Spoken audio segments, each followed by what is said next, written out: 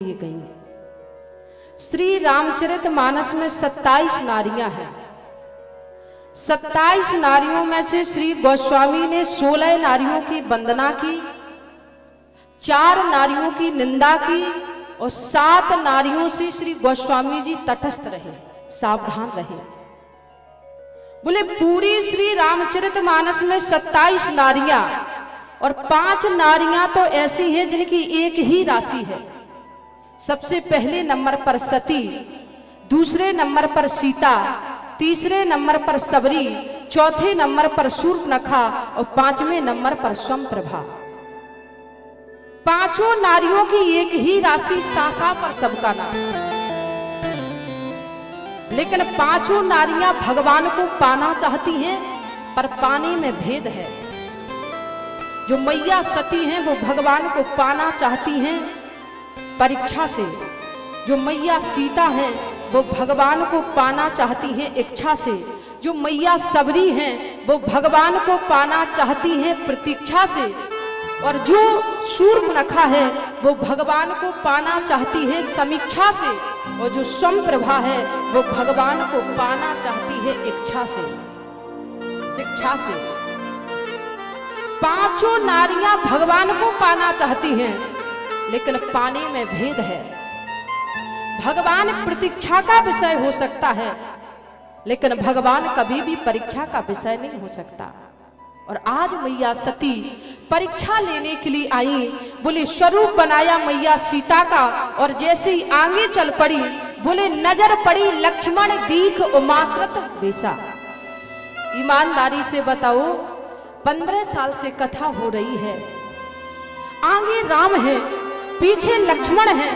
नजर पड़नी चाहिए थी राम की, लेकिन राम की नजर नहीं पड़ी, लक्ष्मण की नजर पड़ी। देखना क्या चाहिए था? देखना चाहिए था सती को, लेकिन सती दिखाई नहीं दी। गोस्वामी ने लिखा, बोले लक्ष्मण दीख उमाकृत वेशा, उमा को देखा। और आप मानस पढ़ लेना, अभी उमा का जन्म ही नहीं हुआ, पार्वती का जन्म ही नहीं हुआ। जब मैया सती अपने प्राणों का त्याग करेंगी और जाकर के हिमांचल के घर में जन्म लेंगी, बोले महाराज तब उमा नाम उनका रखा जाएगा। लेकिन गोस्वामी ने लिखा, बोले लक्ष्मण दीख उमाकृत वेशा। और पहले तो नजर लक्ष्मण की पड़नी चाहिए थी, राम की पड़नी चाहिए थी, लेकिन राम की नहीं, लक्ष्मण की पड़ी। कभी कभी आगे वाले की नजर नहीं पड़ती, पीछे वाले की नजर पड़ जाती। और बोले जैसे ही देखा लक्ष्मण दीख उमाकृत वेशा, तो किसी ने कहा कि बाबा ये उमा दिखाई क्यों दी? या तो सती दिखनी थी, और सती ने सीता का स्वरूप बनाया था तो सीता दिखनी थी, लेकिन ना तो सती दिखी ना ही सीता दिखी। बोले लक्ष्मण दीख उमाकृत वेशा, उमा दिखी। तो संतों ने कहा कि यदि अध्यात्म से देखा जाए तो राम है ब्रह्म और लक्ष्मण है वैराग्य। और वैराग्य की दृष्टि इतनी तेज होती है, इतनी तेज होती है कि वो आपके भूत को तो छोड़ो, आपके वर्तमान को तो छोड़ो, वो आपके भविष्य का भी बता देते हैं कि आपके भविष्य में अब क्या होने वाला है। आज देखा और देखते ही कहा, अरे मैया सती, तुमने मेरी भाभी सीता का स्वरूप बनाया है और आप मेरे भैया के आगे चलने लगी। मैं ब्रह्मचारी लक्ष्मण हूँ, वैराग्य रूपी लक्ष्मण हूँ। मैं देख करके कह रहा हूँ, अब ना तो तुम सती रहोगी और ना तुम सीता रहोगी, अब तो तुम्हारा मरण होगा। और जब मरण होगा तो तुम हिमांचल की पुत्री उमा बन करके आओगी। महाराज, मैं हमेशा एक बात कहा करती हूँ, जब हमारे भारत देश में कोई बहन, कोई बेटी मर्यादा की सीमा को लांघती है, मर्यादा की सीमा का उल्लंघन करती है, तो या तो उस नारी का हरण हो जाता है या फिर उस नारी का मरण हो जाता है। और मैं अपनी तरफ से नहीं कह रही, लक्ष्मण रेखा खींच करके गए थे, भाभी इस रेखा को पार करके मत जाना। और जब मैया जानकी ने रेखा को पार किया तो मैया जानकी का भी हरण हो गया। और आज लक्ष्मण कहते हैं, अरे मैया सती, तुमने मर्यादा की सीमा को लांघा है, मर्यादा की सीमा का उल्लंघन किया है, इसलिए अब ना तुम सती रहोगी ना सीता रहोगी, अब तो तुम्हारा मरण होगा, और जब मरण होगा तो तुम उमा बन करके आओगी, हिमांचल की पुत्री बन करके आओगी। आज बोले मैया सती को देखा तो राम जी ने प्रणाम किया। प्रणाम करने के बाद भगवान शंकर का पता पूछा, और भगवान शंकर का पता पूछने के बाद आज मैया सती समझ गई कि तो ब्रह्म है, ये भगवान है। मेरे पति देव ने कितना समझाया, मैं मानी नहीं। और आज जिस समय भगवान श्री राम ने अपनी माया को दिखाया, बोले अनेकों रमा उमा ब्रह्माणी ब्रह्म की सेवा कर रही है। मैया सती ने अपने नेत्रों को बंद किया, और जैसे ही नेत्रों को बंद किया भगवान ने माया को समेटा और बोले महाराज चल पड़े वहां से।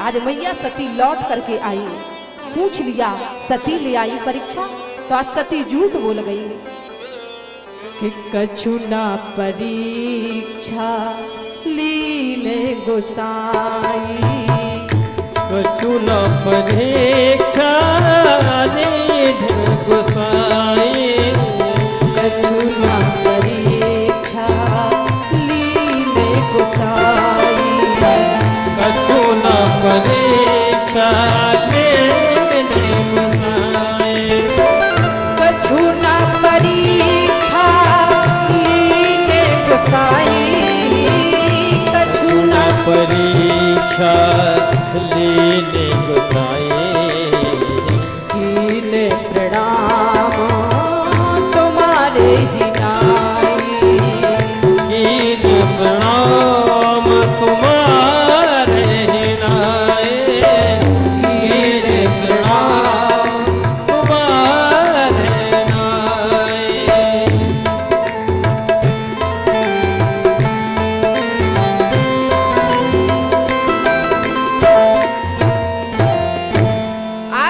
सती झूठ बोल गई और कहा कि कछु ना परीक्षा लीन गोसाई और कीन प्रणाम तुम्हारे नाई, मैं तो केवल प्रणाम करने के लिए गई।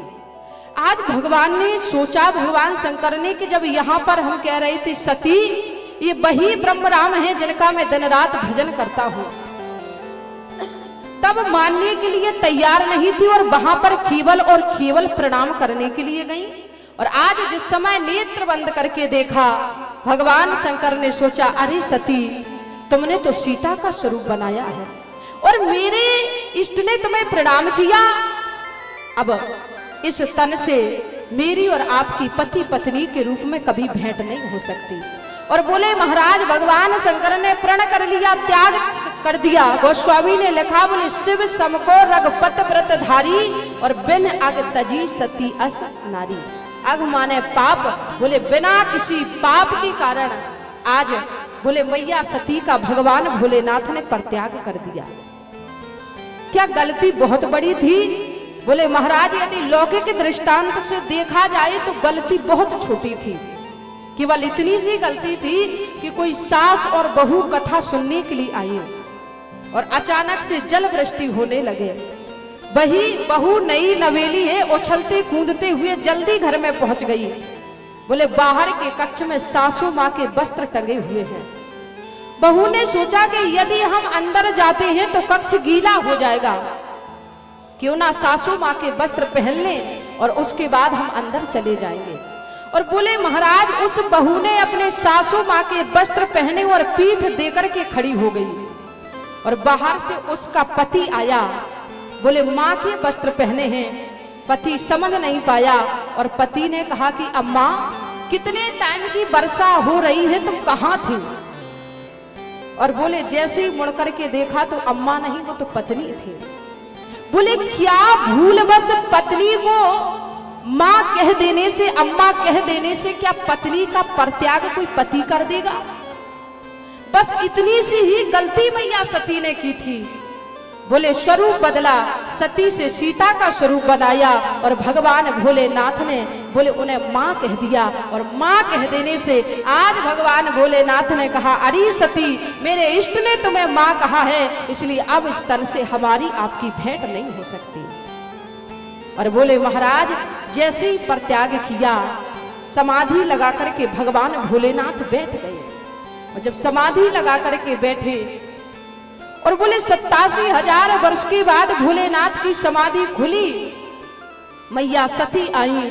बोले पत्नी का स्थान वाम भाग में होता है, लेकिन आज वाम भाग में स्थान भोलेनाथ ने नहीं दिया, आज सामने आसन बिछा दिया।